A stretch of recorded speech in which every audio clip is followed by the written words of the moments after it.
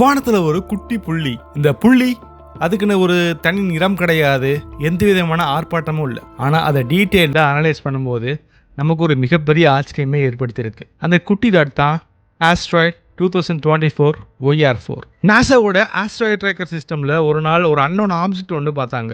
இந்த ஒரு சின்ன டாட் வெறும் ஒரு பொம்மை மாதிரி தெரியாமல் இது நமக்கு மிகப்பெரிய ஆச்சரியத்தை ஏற்படுத்தியிருக்கு. அதுக்கு காரணம் இதோடைய ஸ்பீட். ஒரு மணி நேரத்துக்கு 42,000 கிலோமீட்டர் அப்படின்ற வேகத்தில் ரொம்ப வேகமாக போகுது. அதுவும் நம்மளுடைய பூமியுடைய தரைப்பரப்புல இருந்து 4,000 கிலோமீட்டர் உயரத்தில் இது ஒரு வேளை கிராஸ் பண்ணலாம். இப்போ நம்ம இந்த வீடியோ மூலியமா அந்த கல்லை பற்றி ரொம்ப டீட்டெயிலாக அனலைஸ் பண்ணுவோம். இந்த பூமியில் விழுந்தா ஹிரோஷிமா நாகசாகியோடைய இம்பேக்டோட பல மடங்கு அதிகமாக இருக்கும்னு கணிக்கப்பட்டிருக்கு. வாங்க பார்க்கலாம். நான் உங்க லோகபாலா கார்த்திகேயன். இது செனட் ஆஃப் சயின்ஸ்.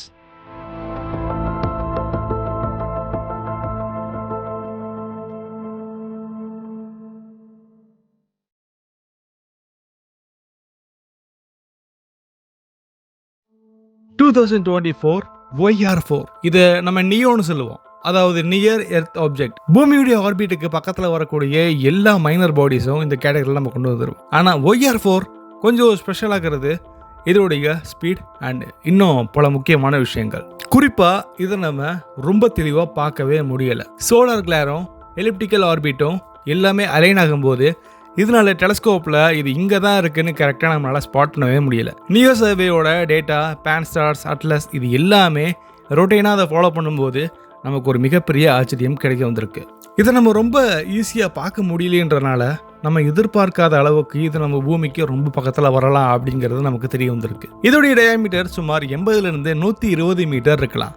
ஒரு ஃபுட்பால் ஸ்டேடியத்துக்கு ஈக்குவலான ஒரு சைஸ். இதோடைய ஸ்பீடு ஒரு செகண்டுக்கு 11 to 12 கிலோமீட்டர். இதோடைய மாஸ் அப்ராக்சிமேட்டாக 2 to 3 மில்லியன் டன் இருக்கலாம். இதை நம்ம டைப் சி அல்லது டைப் எஸ் அப்படின்ற ஒரு காமெண்ட்டுடைய கேட்டகரியில் வச்சிருப்போம். ஒரு ஃபுட்பால் கிரவுண்ட் அளவுக்கு இருக்கக்கூடிய ஒரு மிகப்பெரிய கல் ஒரு செகண்டுக்கு 12 கிலோமீட்டர் அப்படின்ற வேகத்தில் வருது. பூமியுடைய வளிமண்டலத்தில் அது நுழையும் போது கிட்டத்தட்ட எக்கச்சக்கமான மாறுபாடுகள் ஏற்படலாம். மேபி பூமிக்குள்ள விழுந்துச்சுன்னா 20 ஹிரோஷிமா பாம்புக்கு ஈக்குவலான எனர்ஜியை ரிலீஸ் பண்ணலாம். இது ஜோக் இல்லை. நமக்கு தெரிஞ்சு பூமியுடைய க்ளோசஸ்ட் அப்ரோச்னா பூமியுடைய சர்ஃபேஸ்ல இருந்து கிட்டத்தட்ட 4,000 கிலோமீட்டருக்கு மேலே இருக்கு. இதுக்கு அர்த்தம் இது நம்ம ஸ்பேஸ்ல லிட்டரலி நமக்கு தலைக்கு மேலே ரொம்ப பக்கத்தில் போகுது அப்படிங்கிறது தான். இதுக்கு ஒரு சயின்டிஃபிக் நேம் ஒன்று இருக்கு, கிரைசிங் எர்த் ஃப்ளைபை. அந்த கிரைசிங் பேட்டர்ன் டீட்டெயில்ஸை நம்ம ட்ராக் பண்ணாமல் இருந்திருந்தா ப்ராபபிலிட்டி ஸ்மாலாக தான் இருந்திருக்கும், அதாவது கம்மியாக தான் இருந்திருக்கும். இதோடைய ப்ராபபிலிட்டி மோதக்கூடிய அளவு சான்ஸ் இன்னும் நம்ம டீட்டெயிலாக பார்க்கணுன்றதை இது காட்டுது. நம்மளுடைய டாட் மிஷன், அதாவது டிமோஃபாஸ் இம்பேக்ட் அப்படின்றது நம்ம அப்சர்வேஷன் நெட்வொர்க் நாசாவோ யூரோப்பியன் ஸ்பேஸ் ஏஜென்சியோ கம்பேர் பண்ணி அதை ட்ராக் பண்ண ஒரு சிஸ்டம்னு சொல்லலாம். தென் ரொம்ப பக்கத்தில் போன ஒரு மிகப்பெரிய மிஷன்னு சொல்லலாம். சில விண்கல் நம்ம 2 வருஷத்துக்கு முன்னாடியே கண்டுபிடிச்சிருவோம், அல்லது 2 வருஷத்துக்கு மேலே கூட சில விண்கல்கள் நம்ம பார்ப்போம்.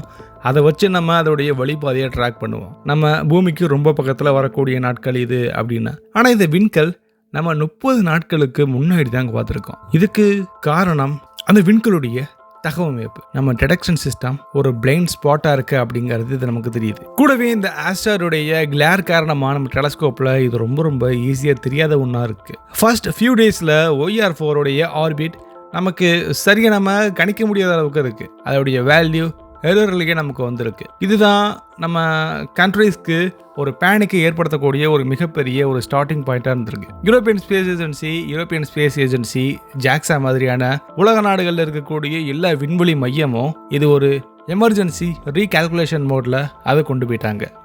முதல் 48 மணி நேரத்தில் இம்பேக்டோடைய ப்ராபபிலிட்டி 0.03% அப்படின்னு. அதை நம்ம ரொம்ப கம்மின்னு நினச்சிட்டு இருந்தோம். அதாவது 0.03% அப்படின்றது 8 பில்லியன் மக்களில் 2.4 மில்லியன் மக்கள் இறக்கிறதுக்கான சாத்தியக்கூறு இருக்குது அப்படிங்கிறத அது காட்டும். அதுதான் நாசா சயின்டிஸ்ட்டை கொஞ்சம் ஷாக்காக கவுச்சு. ஒரு விண்கல் பூமியில் விழுகும் போது அதோடைய வெயிட் ஓ ஸ்பீடு தான் அதோடைய டிஸ்ட்ராக்ஷனை முடிவு பண்ணும். 2024 OER4 மாதிரியான ஒரு 100 மீட்டர் அளவு இருக்கக்கூடிய ஆப்ஜெக்ட் கண்டிப்பாக 20 ஹிரோஷிமா பாம்புக்கு ஈக்குவலான ஒரு எனர்ஜியை வெளிப்படுத்தும். அதாவது 1500 to 2000 கிலோடன் ஆஃப் TNT. அதாவது இதோடைய மாஸ் 3 மில்லியன் டன் அப்படின்றது குறிப்பிடத்தக்கது. ஸோ இவ்வளோ மாஸாக இருக்கக்கூடிய ஒரு பொருள் ஒரு செகண்டுக்கு 12 கிலோமீட்டர் அப்படின்ற வேகத்தில் வந்துச்சுன்னா கண்டிப்பாக அது ஒரு மிகப்பெரிய ஒரு ஆபத்தை ஏற்படுத்தும். நம்மளுடைய பூமிக்குள்ள ஒரு நேச்சுரல் சீல்டு ஒன்று இருக்கு, அதை நம்ம அட்மாஸ்பியர்னு சொல்லுவோம். ஆனால் 100 மீட்டர் ஆஸ்ட்ராய்டு கண்டிப்பாக இது ஒரு மிகப்பெரிய ஒரு போட்டியாக தான் இருக்கும். அட்மாஸ்பியர் கேர் கட் பண்ணும்போது ஆஸ்ட்ராய்டில் அதோடைய டெம்பரேச்சர் கண்டிப்பாக 2000 டிகிரி செல்சியஸ்க்கு மேலே போகலாம். ஷாக் வேவ் கிரியேட் ஆகிறதுக்கான சான்சஸ் இருக்குது. ஃப்ரிக்ஷன் ஆஸ்ட்ராய்டை இன்னும் கொஞ்சம் க்ளோவாக்கும். சர்ஃபேஸ் லேயர் இன்னும் அதிகமாக வேப்பரஸ் ஆகும். 100 மீட்டர் அளவு இருக்கக்கூடிய ஆஸ்ட்ராய்டுக்கு 2 பாசிபிலிட்டிஸ் இருக்குது. ஒன்று இயர் பர்ஸ்ட், ஆல்டிடியூட் 15லேருந்து 20 கிலோமீட்டர். இதோடைய எனர்ஜி ரிலீஸ் 300லேருந்து 500 கிலோ டன்னாக இருக்கணும். ஷாக் வேவ் கண்டிப்பாக அங்கே பக்கத்தில் இருக்கக்கூடிய வீடுகளில் கண்ணாடிகளை உடைக்கிற அளவுக்கு இருக்கலாம். இன்னொன்று கிரவுண்ட் இம்பேக்ட், இது ஒரு worst கேஸ்னே சொல்லலாம். OER4 இதை கண்டிப்பாக செய்கிறதுக்கான சான்சஸ் கொஞ்சம் அதிகமாகவே இருக்குது. ஒரு வேளை பூமியில் விழுந்துச்சுன்னா 1லேருந்து 2 கிலோமீட்டர் அளவு இருக்கக்கூடிய, அதாவது அகலம் இருக்கக்கூடிய மிகப்பெரிய பள்ளத்தை உருவாக்கலாம். அது விழுந்த இடத்துல இருந்து கிட்டத்தட்ட 200 கிலோமீட்டர் ரேடியஸ்க்கு ஷாக் வேவ் அப்படின்றது கண்டிப்பாக எல்லா இடத்துலையும் பரவும். ஒரு சிட்டி முழுக்க இது அழிக்கிற அளவுக்கு ஒரு போதுமான ஒரு ஷாக் வேவாக இருக்கும். 100 மீட்டர் ஆஸ்ட்ராய்டுக்கு ஒரு மிகப்பெரிய ஒரு பவர் இருக்குன்றது இது ஒரு சரியான ஆதாரமாக இருக்குது. ஷாக் வேவோடைய ஃபிசிக்ஸை கொஞ்சம் பார்க்கலாம். ஃபேஸ் 1, இது ஹைப்பர் கம்ப்ரஸர் ஏர் எல்லாமே எல்லா திசையிலுமே எக்ஸ்பாண்ட் ஆகுது. இதுதான் பிரைமரி ஷாக்கை கிரியேட் பண்ணுது, அதாவது பிரைமரி ஷாக் வேவை கிரியேட் பண்ணுது. இந்த ஷாக் வேவ் தான் வீடுகளில் இருக்கக்கூடிய முக்கியமான பொருட்களை ஆட வைக்குது. ஃப்ரிட்ஜு, மரங்கள் எல்லாத்தையுமே இது ஸ்ட்ரைட்டாக சாய்க்கிற அளவுக்கு இருக்குது. ஃபேஸ் 2, ரிவர்ஸ் ஃபைன் பிளாஸ்ட், மறுபடியும் பின்னாடி வருது. இது செகண்ட் ஹிட். இது ஒரு இடத்துல 2 எக்ஸ்ப்ளோஷன் வர்ற மாதிரி. அந்த டயத்தில் கண்டிப்பாக நமக்கு தெர்மல் ரேடியேஷன் அப்படின்றதே வெளியாகும். இம்பேக்ட் நடந்த இடத்துல இருந்து 2வது அலை, இந்த செகண்ட் ஷாக் வேவ் கண்டிப்பாக ஹீட்டாக கூட இருக்கலாம். ஹீட் ஃப்ளாஷ் எப்படி இருக்கும்னா கிட்டத்தட்ட 2500லேருந்து 3000 டிகிரி செல்சியஸ். இந்த மாதிரியான ரொம்ப அதிகமான ஷாக் வேவ் உண்டாச்சுன்னா அதோடைய ஹீட் காரணமாக நம்ம வியர் பண்ணியிருக்கக்கூடிய துணிகள் ஒரு செகண்டில் அது தீப்பிடிக்கலாம். நம்ம மனிதனுடைய ஸ்கின் கண்டிப்பாக ஒரு செகண்டில் எரிஞ்சிடும். ஒருவேளை வீடுகள் மர வீடாக இருந்துச்சுன்னா அதுவுமே எரிஞ்சிடும். அடுத்ததாக செஸ்மிக் எஃபெக்ட், இதை நம்ம காஸ்மிக் எர்த்குவேக்னு சொல்லலாம். ஆஸ்ட்ராய்டு விழுகுது, அதோடைய ஃபோர்ஸ் கிரவுண்டுக்கு ஸ்ப்ரெட் ஆகுது, கிரவுண்ட் வைப்ரேட் ஆகுது, அதை நம்ம இளநடுக்கம்னு சொல்லுவோம். மேக்னெட்யூட் 6.5லேருந்து 7.5க்கு ஈக்குவலாக இருந்துச்சுன்னா அது லேண்ட் என்ன ஆகும், மாஸ் கண்டிப்பாக டிஸ்ட்ரக்ஷன் ஆகும். தண்ணியுமே கண்டிப்பாக அது வேற லெவலுக்கு ஒரு சுனாமியை உருவாக்கலாம். இதன் காரணமாக தண்ணியில் 50லேருந்து 80 மீட்டர் அளவுக்கு சுனாமி ஒன்று உருவாகலாம். கடலுக்கு அடியிலுமே ஷாக் வேவ் அப்படின்றது உருவாகும்.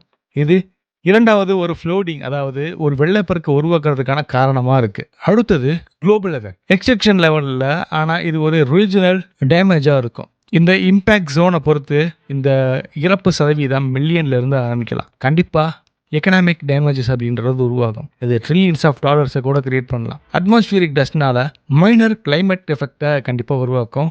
ஏர் பொல்யூஷன் கண்டிப்பாக ரொம்ப பாதிக்கப்படும். இந்த மாதிரி உண்டாக்கக்கூடிய விண்கல்களை NASA city killer class asteroid அப்படின்ற ஒரு கேட்டகரியில் வச்சிருக்கு. அடுத்து இந்த விண்கல் எப்போ வரும் அப்படின்ற ஒரு கேள்வி கண்டிப்பாக உங்களுக்கு மைண்டில் வந்திருக்கணும். 2031 இது நம்ம பூமிக்கு பக்கத்தில் வரும். அடுத்து 2045, அடுத்ததாக 2079. இது ஒரு ஆர்பிட்டை ஃபாலோ பண்ணுது.